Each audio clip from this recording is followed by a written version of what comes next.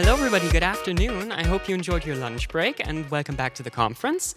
I'm going to be doing the last lightning talk for today, and as Daniel already teased, we're going to be talking a bit about ethics in coding. My talk is called Code with Consciousness, and today I'm going to give you a short and brief introduction into technological assessments for responsible developers. But before we get started, a bit about myself. I have a background in sociology. I'm a full-stack developer, and I help maintain Sidebase and Nuxt. Some of you may have heard about it. And I also do, in fact, have a cat, who's my little small helper. Also make sure that I have a good and responsible work-life balance, as we can see on the left, and she sometimes casually stalks me behind my bookshelf. So, I recently graduated from my course in sociology. And I was focusing a lot on sociology and digitalization and how this affects people and society as a whole. However, I always had one major issue with all of my courses, and it was that there were no developers present. All the information we were learning was super helpful when developing your own applications or products, but the people learning this and actually doing these technological assessments weren't the developers themselves. So I was always quite frustrated by that, and this led me to sending in the papers for this talk to actually talk to developers about it. So, what are technological assessments?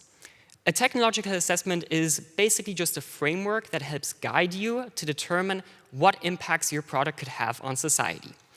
They help provide insights into both the potential and potential drawbacks and effects that it could have on society or individuals as a whole. In general, it's important to note that technological assessments prefer to focus on the negative. So it's not looking for ways that we could better the product. It's looking into ways that the product could harm society or other people. And in the end, by doing a technological assessment, it can help steer the development of your product to ultimately become a better product for everyone. Technological assessments focus on two different areas. We have the hard impacts and we have the soft impacts. The hard impacts are generally the things that we already focus on. We have institutions created for these that monitor these for new products and that regulate industries. Hard impacts are generally quantitative, so they're number-based. They're also objective or obvious. You can directly prove that they exist or not. One example I have for this is the Samsung smartphone explosions that we had a couple of years back.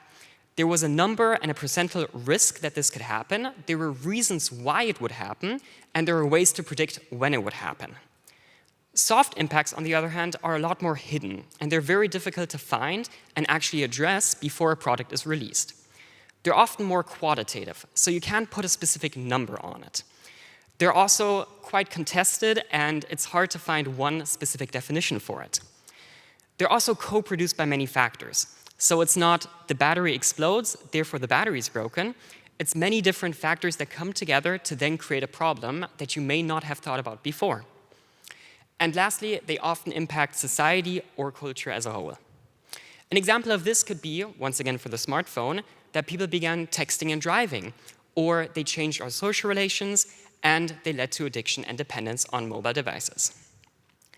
As already mentioned, the hard impacts, they're covered quite a lot. So today I want to focus a bit on the soft impacts and ways that you can easily try to determine these yourself. For this, I outlined 4 different steps that you can take yourself while developing or after developing to try and find some of these soft impacts that your product could have. The first step in this is creating a scenario. This is usually done in brainstorm sessions. You can do it by yourself or you can do it within your team. And inside of this first brainstorming session, you want to create a guiding vision. So in a sense, during the scenario development, you want to try and create a mirror image of society that you can then play around with and introduce your product to try and identify social and cultural changes that could come from it. After creating your base scenario, you want to do a stakeholder analysis. For this, you want to think about who will be affected by your technology. This can be people, groups of people, animals, plants, or also generally just the environment. It's anyone who would benefit or potentially get drawbacks from your technology.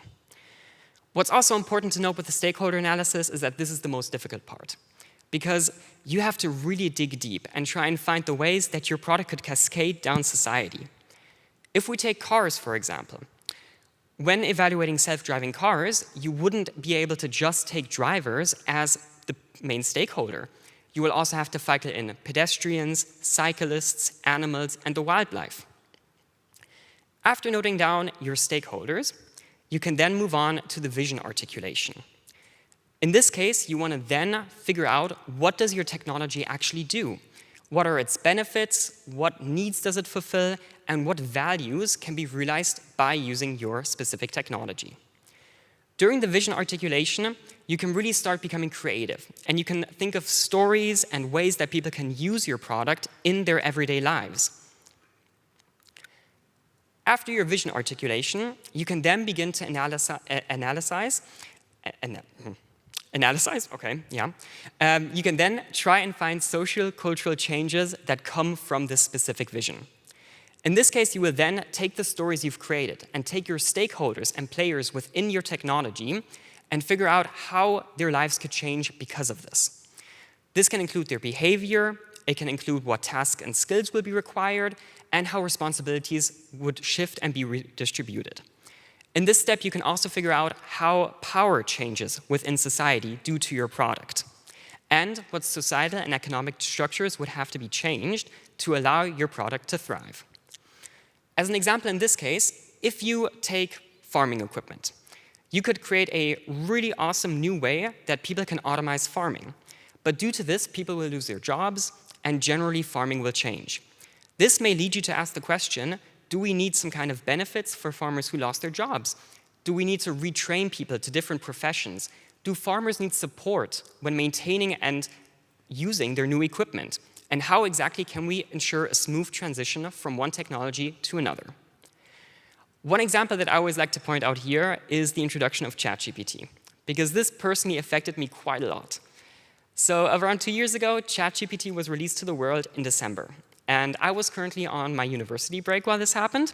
And when I came back to university, I found them scrambling to try and find ways to identify if texts were written with ChatGPT.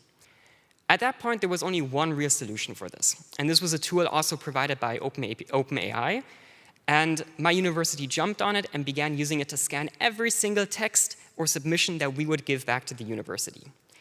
And the 2 semesters directly after the usage of this tool, all of my texts were flagged as written by AI.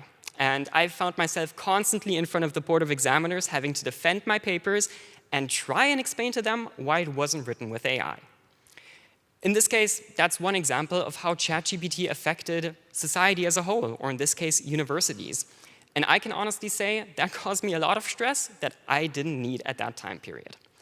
And I feel like by using these kinds of structures and trying to figure out ways that your product can impact society, you can at least try and somewhat avoid these kinds of situations.